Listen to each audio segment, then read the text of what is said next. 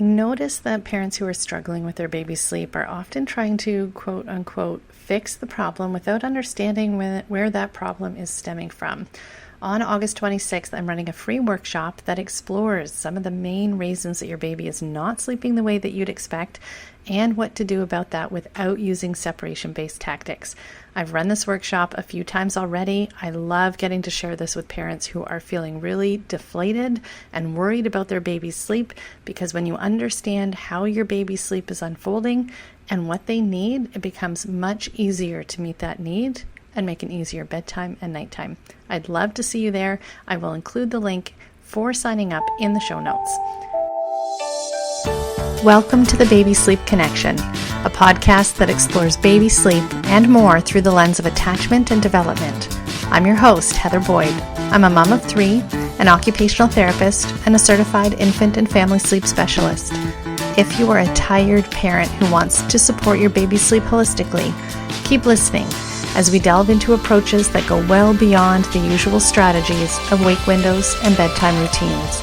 Your baby's sleep is connected with so much more. Hello and welcome to the next episode of the Baby Sleep Connection. I'm your host, Heather Boyd, mom of 3, occupational therapist, and baby sleep coach, working through a holistic lens. And today's topic is connection.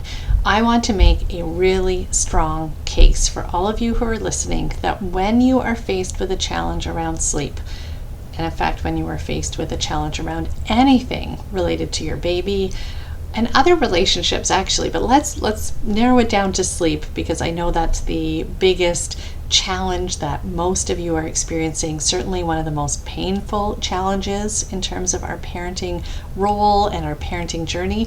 So let's start with this idea that connection is the place to start when you are tackling any problem with sleep, or perceived problem, because it may also be that things are actually going okay, but they certainly don't feel okay. Start with connection. Gordon Neufeld talks a lot about the importance of connection. Connection allows us to co-regulate. That means that you, with your adult brain and developed nervous system, are helping your baby co-regulate. They're practically borrowing your nervous system to do that.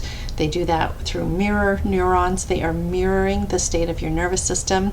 That's why, as an aside, I talk often with the families that I work with about regulating your own nervous system as a huge win. And because of connection, the way that you regulate your nervous system is going to mirror right back to your baby. And they can still be upset. They may still be disappointed. They may still be frustrated. They may still not be tired enough or be too tired. But if we start with you, then there is a chance that their system will regulate a little sooner, a little more smoothly, that they can come down to a state that allows them to do what their bodies need them to do. All because it starts with you, with your nervous system, regulating with theirs and connecting with them in ways that help them do that. So Gordon Neufeld talks about this a lot. He's someone that I go to time and time again to look at the materials that he provides and the framework and the model that he uses for the roots of attachment. It really consistently comes down to this. He often talks about, and this is where these same principles apply beyond sleep, to let's talk about challenging behavior and cooperation and positive discipline and responsive parenting. When we are highly connected with our kiddos or with any relationship, anybody, we get more of a common ground that we can start from to move forward to get where we need to go in the day. And getting where we need to go could be getting your kiddo to sleep. It could be transferring them to the crib. It could be moving beyond the park to get back home, or dropping your kids off at daycare. All of these things, if we look through that lens of connection, we're going to get to where we need to go much more easily, often with far fewer tears, although we'll have an episode at some point on the value of tears, and with our dignities intact. I'll just touch on that briefly, this idea of having our dignities intact. We have egos, right? We have this sense of wanting to be in control and feeling like we want to know what we're doing and wanting to be the ones in charge. Dr. Gordon Neufeld talks a lot about leading the dance rather than being in charge, because we don't have to throw our weight around. We can do this, again, through connection. So let's go through, I want to go through 3 ways. There are many ways to connect, but I wanted to pick 3 that you could start looking around for this week, that you could start looking for opportunities for connection that may really allow you to really up that attachment with your baby in ways that match with what they need and what you can give. So here are the 3 ways. The first is to connect physically. And we often forget this piece. We often start taking parenting super seriously and we forget about the physical play. So physical connection can be hugs or horse playing or dancing with your baby in your arms. It's all about movement and physical contact. It is a real shortcut to emotional connection. So think physical connection and then picture a bridge, a nice short bridge straight to emotional connection. And with emotional connection, we get that co-regulation. So it's the emotional connection that really can lead to greater ease in bedtimes or whatever other transitions that you're going through. The second way to connect is through silliness. Now this really taps into an inherent emotional need that we have, and just like with physical play, when we're trying to fix problems, when we're exhausted, silliness and laughter and joy get thrown right out the window. I imagine that you can relate to that. I think back to the times when parenting was the biggest struggle, and it was a struggle for many reasons, but part of what made it harder is that the strategies like physical connection and silliness were no longer even on the roster. They weren't there anymore. Almost nothing cuts through heavy parenting problems and resistance like humor. So when you're feeling super serious and the giggles and the smiles aren't around, I want you to look for some ways to let your inner child get a little goofy. And it takes a while and a little bit of practice, especially if you've been really slogged down with the seriousness of your role as a parent and with the burden of all the other things going on in your life. So think of this as needing to be something that you pay attention for the opportunities to be goofy. And you're not always going to get it right. It really is a muscle. It really does take a little bit of practice. Some of you out there are inherently silly and goofy. You are truly kids at heart, and it hasn't been buried by all the burden of other parenting roles that you have. And that's phenomenal. For those that don't know where that silliness comes from, I would even just start role-playing silly animal games at bedtime, like pretending you're an animal or acting really, really playfully, childishly silly. Work through what that looks like for you and how good it might feel, even if it feels a little uncomfortable at first. One of my hobbies right now is doing improv, and I have come to realize that for me, improv is my opportunity to play.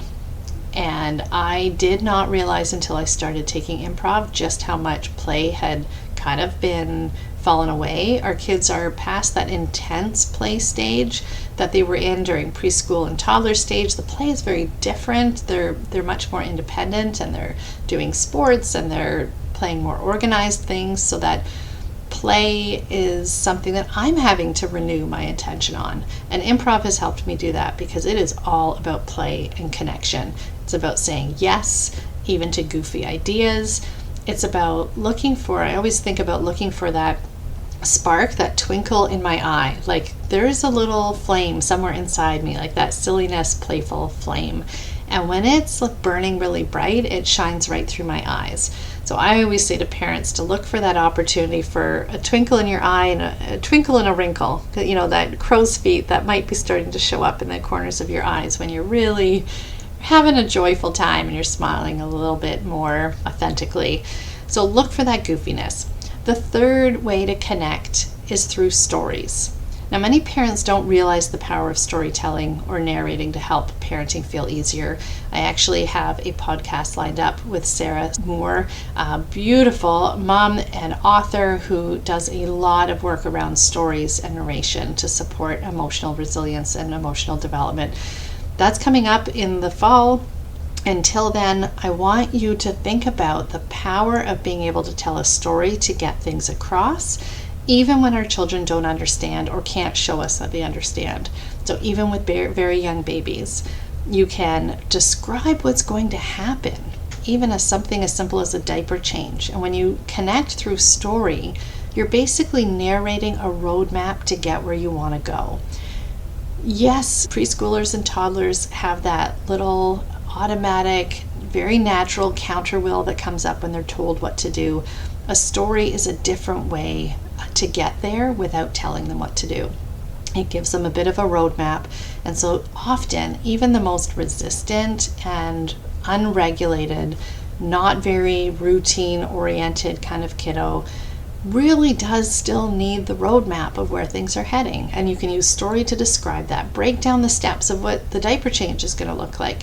It doesn't mean it will take all the challenge out of it, but it does give them a direction that they're headed and they know what the end point is. Again, they might still be very resistant, but I have a client right now who has specifically been using storytelling with diaper changes and has added a bit of that playfulness in as well, and breaking down the steps to give your kids the control that they could have over this narrative, right? Picking the diaper or bringing a toy over or choosing the book that they're going to bring over to the diaper table. When we tell the story of what's going to happen, it really lays the foundation for easier transitions. And when we know where we're going, even if our kiddos don't understand or we haven't told the story enough for them to really see how it's going to unfold, you have a roadmap too, and that can make it easier to trust that you will get there in the end, even if it feels like it's not possible. One of the ways that I use narration and stories with my sleep clients is to tell them to really tell the story around bedtime. And, laying out the steps, making sure you have that twinkle in your eye, because the steps that you're taking to bedtime should include some beautiful things that you're actually looking forward to. So there's that genuine joy that you have in thinking about cuddling or nursing or reading that book, finding that little bit of joy. I also find narration comes up a lot in storytelling with night weaning for parents that are looking to shore up a little bit more direction towards dropping feeds and moving towards night weaning or weaning in general. It's the reason why picture books can be a beautiful way of doing this. I have a short list of picture books that I recommend to parents who have their sights on night weaning, even if they're not quite sure how actively they want to unfold this story versus just letting it unfold naturally at their child's pace. There's no right or wrong answer. This is a relationship, so it's about telling the story that's going to work for you. I will include those night weaning stories in the show notes so that if that is matching up with you, you can take a peek at that. But I'll also direct you to an earlier episode I did with Tara Grado. Tara was a guest on my podcast, and she uses books quite often to help build emotional resilience in the families that she works with. Stories are powerful. So you can buy a book that tells the story of something that you want to do. Night weaning, there are ones out there, but you may find that where you're trying to head with bedtime routine, there is no book that describes it that way. You get to make up your own story. And it can be simple, it can be step by step, it can include, of course, connection through physical or silly ways of connecting, but the story can really firm things up. You can imagine if you didn't know what was on your calendar at all. Think of your calendar as a story. It's the story of your day, the layout of what's expected, one thing after another. And these stories they really can be more powerful than I think we tend to give them credit for. I will speak again for those with very, very young babies where you think, well, my kiddo is not going to understand this. Well, two things. One is they understand more than you think. It is what drives expressive language, is that babies have receptive language that's ahead of expressive. So what they understand is nearly always going to be ahead of what they can express. And so don't get too caught up in whether they understand. Keep it simple, but don't get too caught up in that. But the other piece, and I think it's just as important, is that piece that when you know what the story is, you know the steps that are taking, you can actually picture the end point. And when you can picture the end point, it's almost like those sports psychology stories you hear of basketball players that have been told to close their eyes when they're laying in bed and imagine making those baskets. Like, imagine practicing making those baskets, and their performance is way better because they have already succeeded. They already pictured it happening. So their whole body and their whole nervous system and their whole way of thinking about how this is going to end up has already gotten there. You're already at the end. So you just have to go through the story yourself in real time with your baby. So what does this look like in reality? Well, I want to give a couple of examples of what it can look like. I love the idea of dancing, silly dancing with our babies in our arms. If diaper changes are the transition, you're looking to connect physically and through silliness, then dance your way to the table. Letting that twinkle shine in your eye as you recap the day. There's another way that you can do it, is just recapping what has already happened. That might be a nice way to flex that storytelling muscle.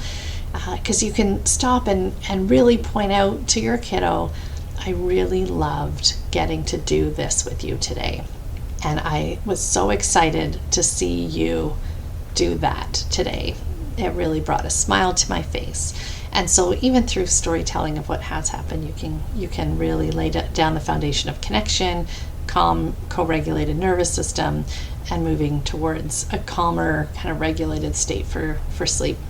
Now, depending on the age of your baby and how heavy things have been for you as a parent, it can take a while to find these ways of connecting and then to make them a habit. We really want to make life easier for ourselves as parents. And when we're trying something new, it's hard.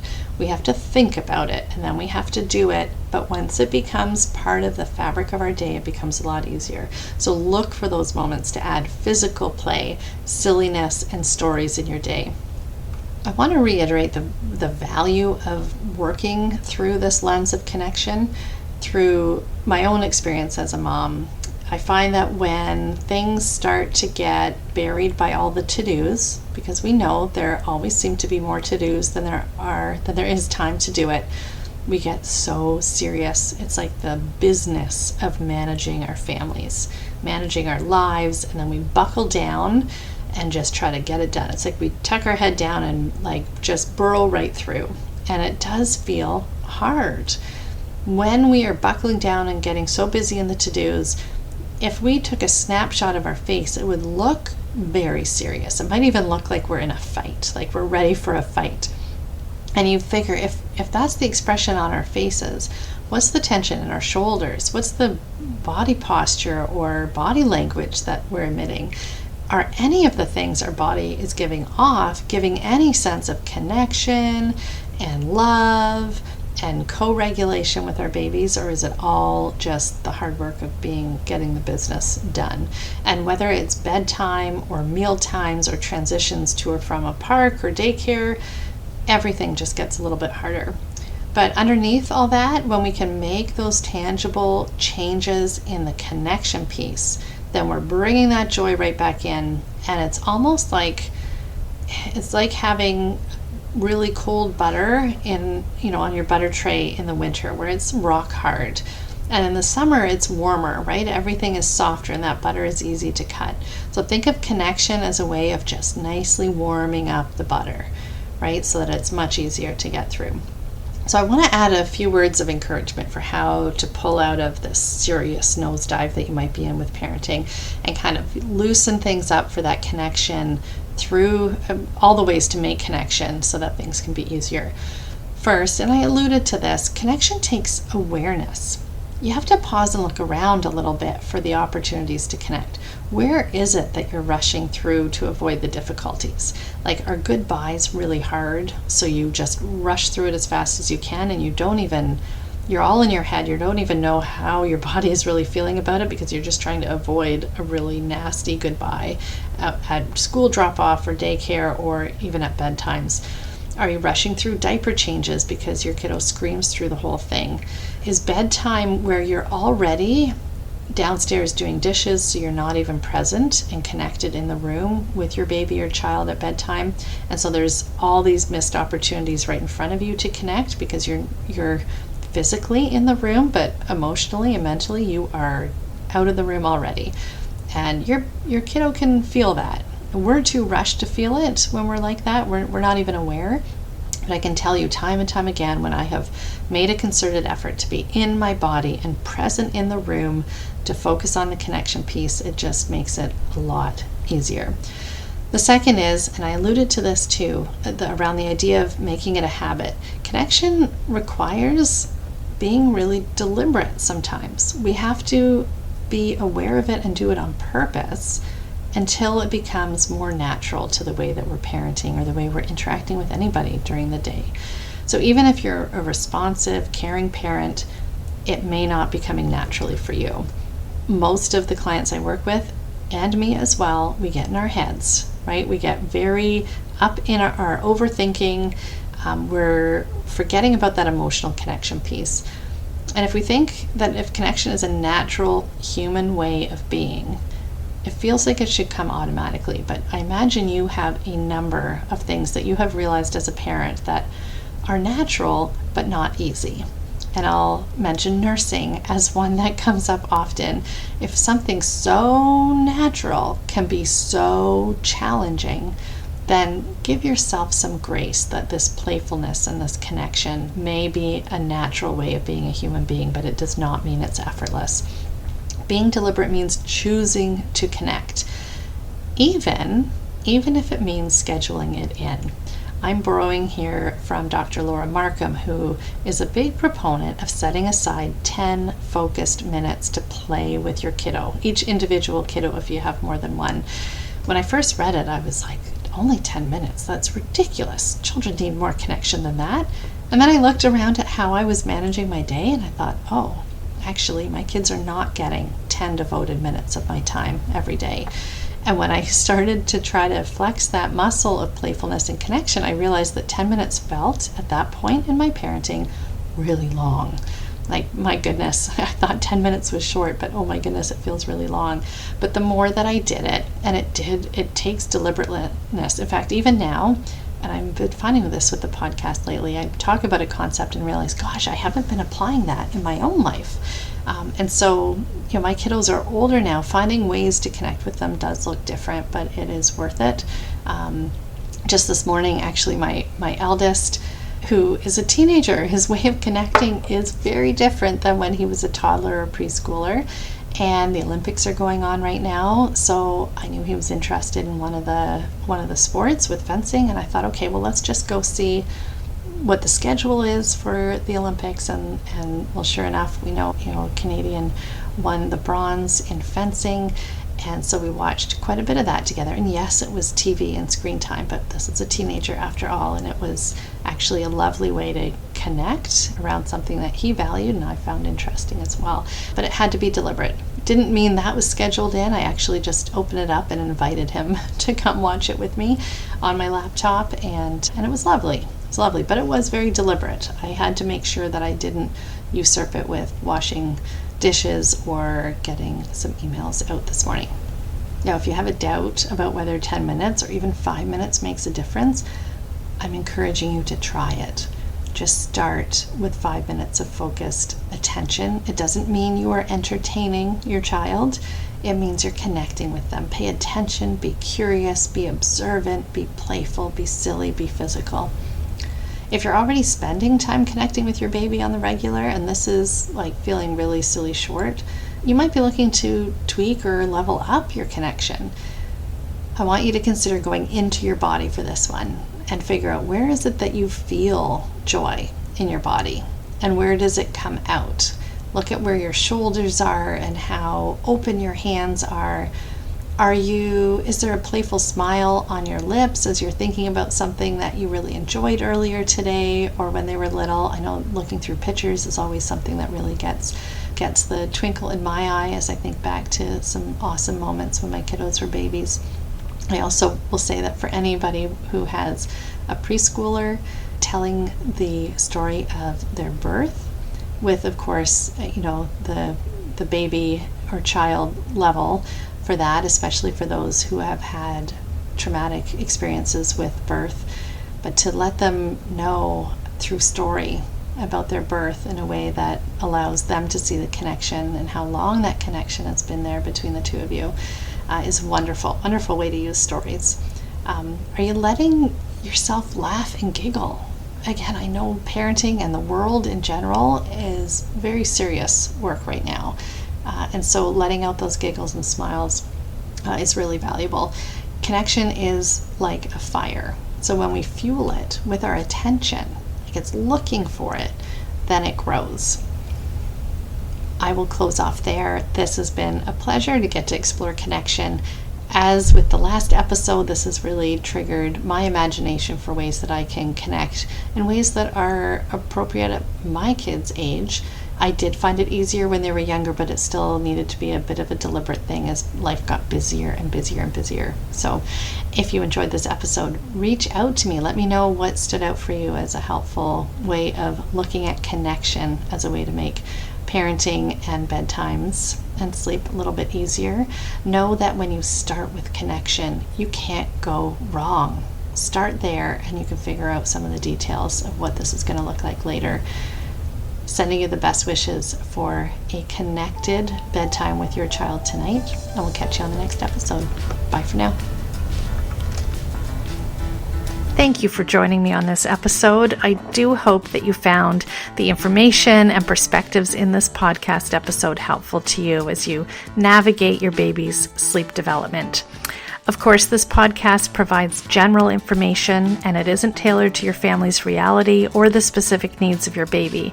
If you're concerned about your baby's sleep or health, be sure to reach out to your healthcare provider. If you're feeling exhausted and overwhelmed and you need a place to feel nurtured and reassured, you can find me on Instagram at familysleep.ca. Until next episode, look for the connections that support you and your baby.